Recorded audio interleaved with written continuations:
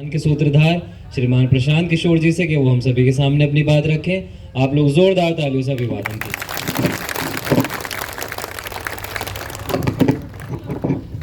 नमस्कार। सबसे पहले तो आप लोग शाम की इस बेला में यहाँ आए हैं, अपना समय निकालकर, इसके लिए आपका तहे दिल से शुक्रिया अदा करता हूँ, आपका आभार व्यक्त कर रहा हूँ। देखिए, ये जो पूरा जन सुराज अभियान है, कुछ आदमी कहता कि समझ में आवता कि दल बनावल जाता, कुछ आदमी के नज़र में ये सामाजिक आंदोलन है। ये ना सामाजिक आंदोलन है, ना दल बनाने का अभियान है वोट लेने का। ये समाज की मदद से एक नई राजनीतिक व्यवस्था बनाने का प्रयास है। मेरा आंदोलनों में कोई यकीन नहीं है। पूरे मानव सभ्यता में, दुनिया भर में जहाँ जहाँ भी आंदोलन हुआ है, उससे कहीं भी, फ्रांस की क्रांति को अगर आप छोड़ दीजिए, अपवाद के तौर पर अगर फ्रांस की क्रांति को छोड़ दीजिए, तो दुनिया में कहीं किसी आंदोलन से मानव सभ्यता का लंबे स्तर पर विकास नहीं हुआ है।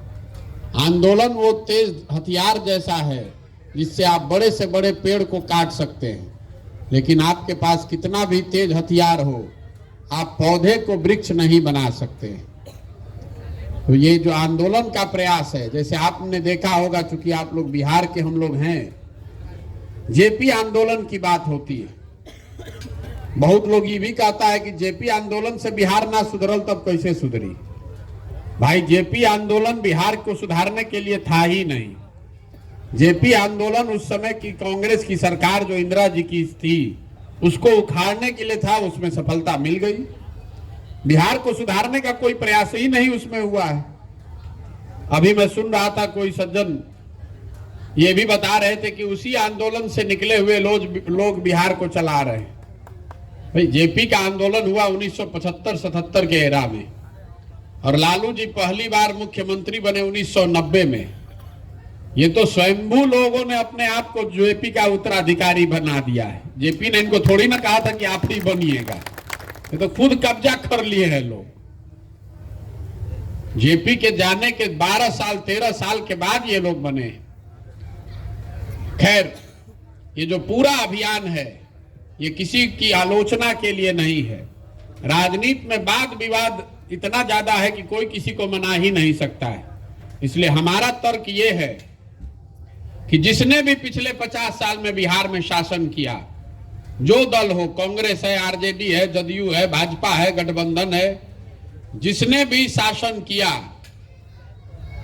वो जो करने का दावा करता है, उसने जो किया या जो करने का दावा करता है, सबको अगर हम लोग सच मान लें, ठीक है भैया आपने काम किया, जो दावा करता है उसको मान लीजिए, फिर भी आज जो हम लोग की सच्चाई है कि बिहार देश का सबसे गरीब, सबसे पिछड़ा, सबसे ज्यादा अशिक्षित, सबसे ज्यादा भूखमरी और बेरोजगारी वाला राज्य है, में तो कोनो बातें निके, विवाद है ही नहीं। तो मान लिया जाए कि भैया सब लोग काम किए, कांग्रेस ने काम किया, लालू जी ने सामाजिक न्याय कर दिया, नीतीश जी और भाजपा के गठबंधन ने बिहार का विकास कर दिया, इस सब बात को मान लीजिए। काहे के लिए झगड़ा कर रहे हैं? मानने के बाद भी जो हम लोग की दुर्दशा है, तो आंख के सामने है। देश के सारे विकास के मानकों पर बिहार का नंबर नीचे से पहला या दूसरा है। 28वें नंबर पर, 27वें नंबर पर हम लोग हैं। तो जिसको भी सामान्य ज्ञान भी है, उसको इतना तो समझ में आएगा कि भाई, जिस रास्ते पर हम लोग 50 वर्ष से चल रहे हैं, इस रास्ते पर अगले 50 वर्ष भी चलते रहेंगे तो बिहार की दशा नहीं सुधरेगी। तो पहले आप समझिए कि पिछले 50 साल में बिहार की दुर्दशा ठीक काहे नहीं हुई है। आखिर हम लोग की गरीबी खत्म क्यों नहीं हो रही है? देश जब आजाद हुआ तो तमिलनाडु और बिहार बराबर का राज्य था। आज भी तमिलनाडु में बिहार के मुकाबले प्रति व्यक्ति आय 6 गुना ज्यादा है। तो बिहार में आखिर इतना गरीबी काहे नहीं सुधरत, ये बता रहे हैं आपको। देखिए, गरीबी से निकलने के लिए दुनिया भर में जितने विद्वान लोग हैं, गरीबी से निकलने का 3 ही रास्ता है। पहला रास्ता है शिक्षा। अगर आपके घर में आपका बाल बच्चा पढ़ ले, पढ़ाई लिखाई कर ले, उसको नौकरी लग जाए, तो आप गरीबी से निकल सकते हैं। दूसरा रास्ता है जमीन। अगर आपके पास कृषि योग्य जमीन है तो आप खेती किसानी करके गरीबी के जाल से निकल सकते हैं। और तीसरा रास्ता है पूंजी। अगर आपके पास पैसा हो तो आप उद्योग धंधा दुकान दौरी रोजगार करके अपने को गरीबी से निकाल सकते हैं। तो बिहार में पिछले 30-40 सालों में 50 साल में इन तीनों विषयों को सुधारने के लिए कोई प्रयास ही नहीं हुआ है। ये पर कोनो चर्चे नहीं खे भाई। अब वह देख ली शिक्षा के हालत। बिहार में स्कूली शिक्षा जो है उसमें पढ़ाई हो ही नहीं रहा है, खाली खिचड़िए बटा रहा है। और जो लड़के कॉलेज तक पहुंच गए, मान ली स्कूल में तो बहुत आदमी कहता कि टीचर खराब बा, खिचड़ी बटाता है, ऐसे नहीं खन पढ़त। लेकिन बार बार हम कहते हैं, मान लीजिए आप कॉलेज में चले गए, वहां पर तो शिक्षा मित्र नहीं पढ़ा रहा है, वहां पर तो प्रोफेसर है, लेक्चरर है। तो जो लड़का कॉलेज में चला गया, कॉलेज में 10-10, 15-15 हजार नामांकन है, लेकिन आप बात कीजिएगा या समाज में आप रहते हैं तो आपको अनुभव भी होगा। कॉलेज में बिहार में लड़का 3 ही बार जाता है। एक बार नामांकन कराने, एडमिशन लेने, दूसरी बार एडमिट कार्ड लेने, एग्जाम देने, और तीसरी बार डिग्री लेने। वो डिग्री भी 3 वर्ष में नहीं, 6 वर्ष में मिल रहा है। तो देखिए पढ़ाई का हालत ये है। हम एक लाइन में कहते हैं कि स्कूल में खिचड़ी बटा रहा है, कॉलेज में डिग्री बटा रहा है, पढ़ाई दोनों में कहीं नहीं हो रहा है। तो जब पढ़ाई हो ही नहीं रहा है, आपका लड़का खाली खिचड़ी और डिग्री ले रहा है, तो ये बात तो आपको समझ में आनी चाहिए ना भाई कि आपका लड़का जब पढ़ेगा ही नहीं तो मजदूर नहीं बनेगा तो कलेक्टर बनेगा। ये तो बात आपको समझ में आनी चाहिए। दूसरी बात यहां खेती की है। तो बिहार में जितने लोग हम लोग रहते हैं, 60% आदमी के पास एक धूर जमीन नहीं है। इस बात पर गौर कीजिए। यहां पर समाजवाद के नाम पर राजनीति हो रही है पिछले 40 साल 50 साल से, और देश में 38% आदमी ऐसा है जिसके पास जमीन नहीं है। उसके मुकाबले बिहार में 60% आदमी ऐसा है जिसके पास एक को धूर जमीनें नहीं है। क्योंकि यहां पिछले 75 साल में भूमि सुधार को लेकर कोई प्रयास नहीं किया गया है। और जो 40 आदमी के पास खेत है, जिसके पास जमीन है, जो खेती किसानी करता है, उसमें से 40 में से 35 आदमी 1.5 एकड़ से कम की खेती करता है। मतलब बहुत छोटा किसान है। 91% जो किसान है बिहार में, वो मार्जिनल किसान है, 1.5 एकड़ से कम की खेती करता है। इसी वजह से आपने देखा होगा गांव देहात में जो लोग यहां बिहार में हमने के खेती करता नहीं जा, वो खेती कमाने वाली खेती नहीं है, खाने वाली खेती है। आप उतना ही उपजाते हैं कि आपका बाल बच्चा का पेट भर जाए, उससे कमाने का जुगाड़ नहीं है। उससे कमा उमा के आप कुछ आगे नहीं बढ़ सकते। बेटी का ब्याह लग जाए, कोई घर में बीमार पड़ जाए, तो अगर घर में कोई नौकरी वोकरी करे वाला नहीं खे, तो खेती से होकर काम होके वाला नहीं, क्योंकि खेत में चाहिए के पड़ी। तो 100 में 5 ही आदमी ऐसा है जो खेती करके कुछ आमदनी कर रहा है। बाकी आदमी या तो सिर्फ पेट भर रहा है या खेत में मजदूर बन के काम कर रहा है। तो शिक्षा है नहीं, खेती योग्य जमीन है नहीं। तीसरा रह गया पूंजी। अगर आपके पास शिक्षा भी नहीं है, जमीन भी नहीं है, पैसा हो तो दुकान दौरी कर लीजिएगा।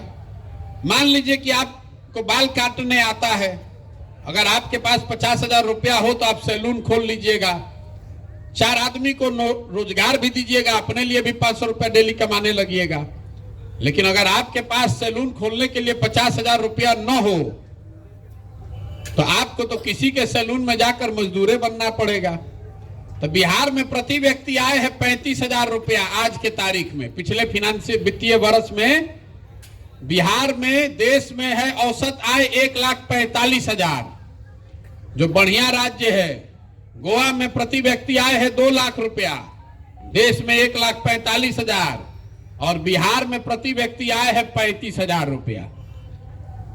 तो आप दुर्दशा देख लीजिए। आपके पास शिक्षा है नहीं, जमीन है नहीं और पैसा है नहीं, तो गरीबी से बाहर निकलिएगा कैसे? कितनों हाथ पांव मार लीजिए, कोई किसी का सरकार बना दीजिए, कोई सरकार योजना लागू कर दे, हम लोग की दुर्दशा सुधरने वाली नहीं है। क्योंकि जब तक मूलभूत इसको 3 को नहीं सुधारिएगा तो गरीबी से निकलिएगा कैसे? अभी आप ताली बजा रहे हैं, आपको बात समझ में आ रही, बात तो ठीक बा भाई है, 3 गो चीज तो सुधारे के चाहिए। शिक्षा सुधरना चाहिए, भूमि सुधार होना चाहिए, भूमिहीनों की संख्या कम होनी चाहिए, चाहे जो छोटा किसान भी है उसको ऐसा खेती सिखाया जाए कि वो कमाने वाला खेती हो जाए, और बच्चों को नीचे रोजगार मिले, पूंजी मिले। अगर उसके पास पैसा नहीं है तो बैंक के माध्यम से ही मिले, सरकार दे कि लोग रोजी रोजगार अपना कर सके। तभी आपसे सवाल पूछ रहे हैं तो आपको 5 मिनट में पता चलेगा कि बिहार का दुर्दशा काहे है। ये 3 चीज में पहला बात हमने कहनी है शिक्षा के, तो वह बताई एक बात कम से कम कि शिक्षा का व्यवस्था तो बिहार में पहले सुधरे के चाहिए ना भाई, सबके बोले के बाद शिक्षा का व्यवस्था सुधरना चाहिए ना बिहार में, सबकी सहमति है ना? सबके मालूम है, खातिर तो प्रशांत किशोर के आके कहे के जरूरत नहीं है। देख लिया अभी बात, सब कोई कह रहा है कि शिक्षा सुधरना चाहिए। अब फिर आप ही से सवाल कर रहे हैं, अपने अपने बच्चों के नाम पर बोलिए, अपने जीवन में कभी आपने शिक्षा के लिए वोट दिया है? बोली भाई सोच के, में कहा कोनो नेता के जरूरत बा? आपको मालूम है कि शिक्षा से ही आपका कल्याण होना है, लेकिन वह शिक्षा पर वोटे नहीं खे देवे के, तो सुधरेगा कैसे? जाए के बाद बॉम्बे या दिल्ली वाला ट्रेन पर बैठल बानी तो ट्रेन चलो, धीरे चलो, रुक जाओ, आप बॉम्बे कैसे पहुंचिएगा? आदमी जिसको अभी माइक देंगे तो सब आदमी कहता कि नेता हमनी के ठगता। हम आपको बता रहे हैं नेता आपको ठगिए नहीं रहा है, आपको नेता नहीं ठग रहा है, आप स्वयं को, अपने आप को और अपने बच्चों को ठग रहे हैं। आपको समझाते हैं कैसे। देखिए, आप जो वोट देते हैं वैसा ही परिणाम आपको मिलता है। हमने के जात पर वोट देता नहीं जा, तो जहां जाए बिहार में जात के चर्चा होता कि ना? अरे वह वोट देले बानी भारत पाकिस्तान हिंदू मुसलमान के नाम पर, पुलवामा चाइना पर, तो जैसे ही टीवी खोलता नहीं तो भारत पाकिस्तान सुनाई देता कि नहीं दे। अरे वह वोट देता नहीं 5 किलो अनाज पर, तो कतनो चोरी बा तो चोरी कैला के बादो 4 किलो अनाजवा मिलते बा। रवा वोट देले बानी राम मंदिर के नाम पर, तो 30 वर्ष के देरी से सही लेकिन राम मंदिर बनते बा। आपने वोट दिया है नरेंद्र मोदी के भारत के विश्व गुरु बनाने के लिए, तो कहीं फ्लाईओवर बनते बाद गुजरात में बुलेट ट्रेन चलते बा। अरे भाई, जिस चीज पर आप वोट दे रहे हैं वो आपको कम चाहे ज्यादा मिल रहा है, लेकिन जब आप शिक्षा पर वोट ही नहीं दे रहे हैं, बिहार के विकास के लिए वोट ही नहीं दे रहे हैं, अपने बच्चों के रोजगार के लिए वोट ही नहीं दे रहे हैं, तो सुधरी कैसे? नहीं सुधर सकता है।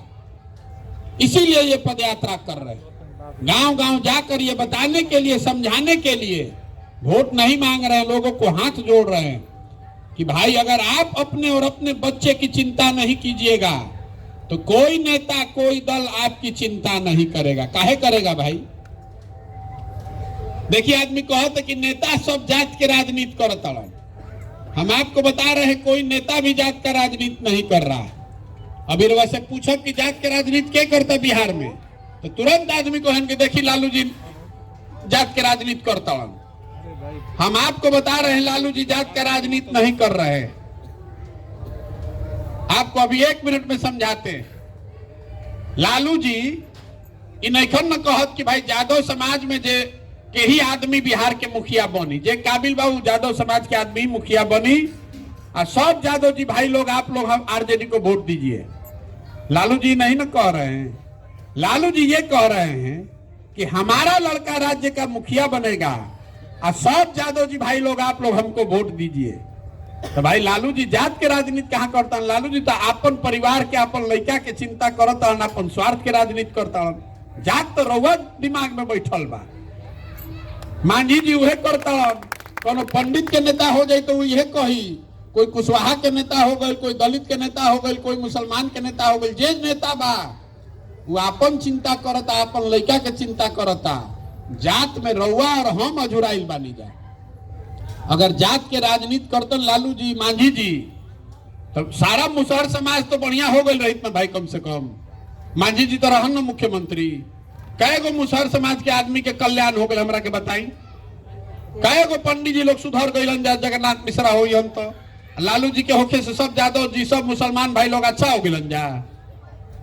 जो नीचे गरीब है वो तो उसी दुर्दशा में जी रहा है।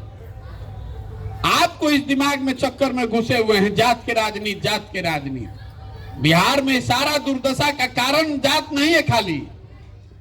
देखिए बिहार में हमने के राजनीति के खूब समझ बा, और कुछ एजा होके चाहे ना, जहां 4 आदमी बैठ जाए बिहार में,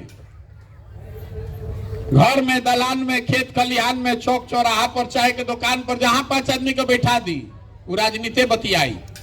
ए भाई बिहार में बड़ा भ्रष्टाचार बा, ए भैया इधर सड़क नहीं खे, नाली नहीं खे, गली नहीं खे, लड़कन के पढ़ाई नहीं खे, रोजगार नहीं खे, खेत में पानी नहीं खे, 2000 के धान रुपया 1500 में बेचता नहीं, 277 की यूरिया 500 में खरीदता नहीं, सब दिक्कत बा।